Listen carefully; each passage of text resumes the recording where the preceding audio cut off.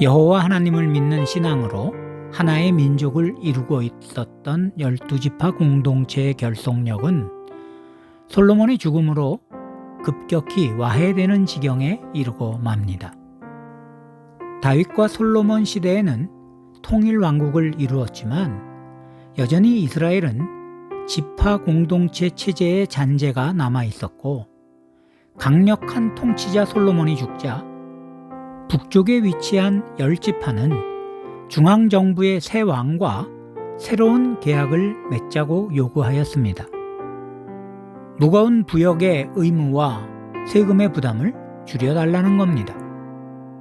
이에 솔로몬의 아들로 왕위를 물려받은 르호보암은 거절해버리고는 힘으로 제압하려 하였으나 마침 솔로몬을 피해 애굽으로 망명해 있던 여로보암이 돌아오자 베냐민 지파를 제외한 나머지 10지파는 그를 왕으로 삼고 유다 지파와 결별해버렸습니다. 이렇게 하나였던 이스라엘은 남쪽의 유다 왕국과 북쪽의 이스라엘 왕국으로 나누어지고 말았죠. 이스라엘 역사상 가장 가슴 아픈 장면을 꼽자면 아마도 이 장면일 겁니다. 이 사건이야말로 이스라엘 역사의 과정을 급격히 바꿔놓은 사건으로서 이후 이스라엘도 유다도 급격한 침체기를 피할 수 없게 되었습니다.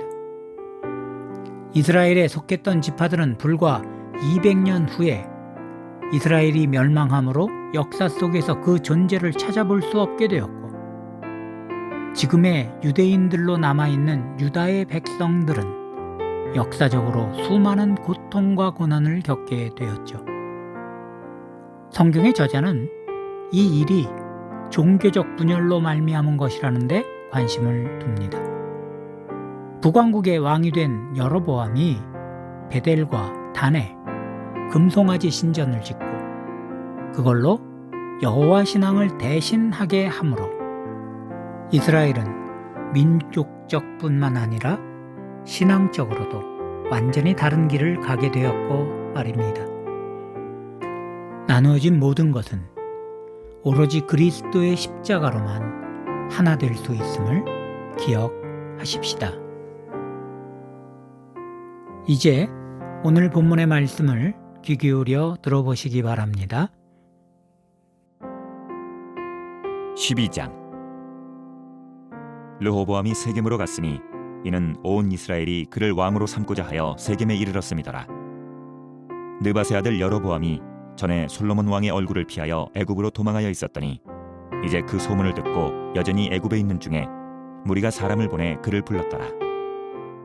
여로보암과 이스라엘의 온 회중이 와서 르호보암에게 말하여 이르되, 왕의 아버지가 우리의 멍에를 무겁게 하였으나 왕은 이제 왕의 아버지가 우리에게 시킨 고역과 매운 무거운 멍에를 가볍게 하소서. 그리하시면 우리가 왕을 섬기겠나이다. 르호보암이 대답하되, 갔다가 3일 후에 다시 내게로 오라 하매 백성이 가니라. 르호보암 왕이 그의 아버지 솔로몬의 생전에 그 앞에 모셨던 노인들과 의논하여 이르되, 너희는 어떻게 충고하여 이 백성에게 대답하게 하겠느냐? 대답하여 이르되, 왕이 만일 오늘 이 백성을 섬기는 자가 되어 그들을 섬기고 좋은 말로 대답하여 이르시면 그들이 영원히 왕의 종이 되리이다 하나, 왕이 노인들이 자문하는 것을 버리고 자기 앞에 모셔있는 자기와 함께 자라난 어린 사람들과 의논하여 이르되, 너희는 어떻게 자문하여 이 백성에게 대답하게 하겠느냐? 백성이 내게 말하기를, 왕의 아버지가 우리에게 매운 멍에를 가볍게 하라 하였느니라. 함께 자라는 소년들이 왕께 아뢰어 이르되, 이 백성들이 왕께 아뢰기를, 왕의 부친이 우리의 멍에를 무겁게 하였으나 왕은 우리를 위하여 가볍게 하라 하였은즉, 왕은 대답하기를, 내 새끼손가락이 내 아버지의 허리보다 굵으니 내 아버지께서 너희에게 무거운 멍에를 매게 하였으나 이제 나는 너희의 멍에를 더욱 무겁게 할지라. 내 아버지는 채찍으로 너희를 징계하였으나 나는 전갈 채찍으로 너희를 징계하리라 하소서.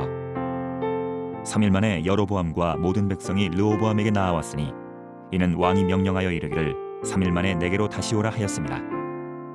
왕이 포악한 말로 백성에게 대답할세 노인의 자문을 버리고 어린 사람들의 자문을 따라 그들에게 말하여 이르되, 내 아버지는 너희의 멍에를 무겁게 하였으나 나는 너희의 멍에를 더욱 무겁게 할지라.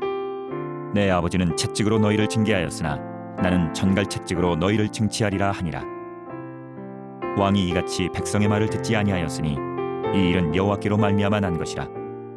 여호와께서 전에 실롯 사람 아히야로 느밧의 아들 여로보암에게 하신 말씀을 이루게 하심이더라. 온 이스라엘이 자기들의 말을 왕이 듣지 아니함을 보고 왕에게 대답하여 이르되 우리가 다윗과 무슨 관계가 있느냐? 이새의 아들에게서 받을 유산이 없도다. 이스라엘아, 너희의 장막으로 돌아가라.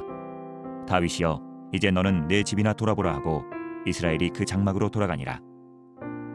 그러나 유다 성읍들에 사는 이스라엘 자손에게는 르호보암이 그들의 왕이 되었더라. 르호보암 왕이 역군의 감독 아도람을 보냈더니 온 이스라엘이 그를 돌로 쳐 죽인지라. 르호보암 왕이 급히 수레에 올라 예루살렘으로 도망하였더라. 이에 이스라엘이 다윗의 집을 배반하여 오늘까지 이르렀더라. 온 이스라엘이 여로보암이 돌아왔다 함을 듣고 사람을 보내 그를 공회로 청하여 온 이스라엘의 왕으로 삼았으니 유다 지파 외에는 다윗의 집을 따르는 자가 없으니라. 르호보암이 예루살렘에 이르러 유다 온 족속과 베냐민 지파를 모으니 택한 용사가 18만 명이라. 이스라엘 족속과 싸워 나라를 회복하여 솔로몬의 아들 르호보암에게 돌리려 하더니 하나님의 말씀이 하나님의 사람 스마야에게 임하여 이르시되 솔로몬의 아들 유다 왕 르호보암과 유다와 베냐민 온 족속과 또 그 남은 백성에게 말하여 이르기를 여호와의 말씀이 너희는 올라가지 말라. 너희 형제 이스라엘 자손과 싸우지 말고 각기 집으로 돌아가라. 이 일이 나로 말미암아 난 것이라 하셨다 하라 하신지라.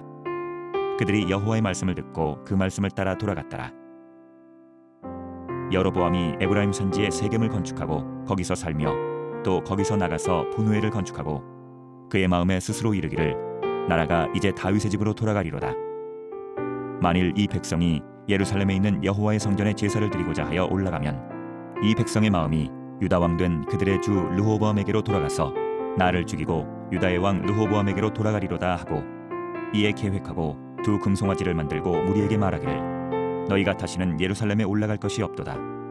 이스라엘아, 이는 너희를 애굽 땅에서 인도하여 올린 너희의 신들이라고 하나는 베델에 두고 하나는 단에 둔지라.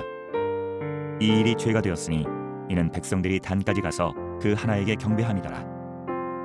그가 또 산당들을 짓고 레위 자손 아닌 보통 백성으로 제사장을 삼고 8째 달 곧 그 달 15째 날로 절기를 정하여 유다의 절기와 비슷하게 하고 제단에 올라가되 베델에서 그와 같이 행하여 그가 만든 송아지에게 제사를 드렸으며 그가 지은 산당의 제사장을 베델에서 세웠더라. 그가 자기 마음대로 정한 달 곧 8째 달 15째 날로 이스라엘 자손을 위하여 절기로 정하고 베델에 쌓은 제단에 올라가서 분향하였더라.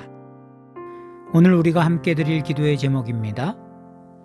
모든 분열이 있는 곳에 십자가를 세우시고 그 안에서 그리스도께서 하나 되게 하시는 기쁨을 누리며 살아가는 세상이 되게 하옵소서.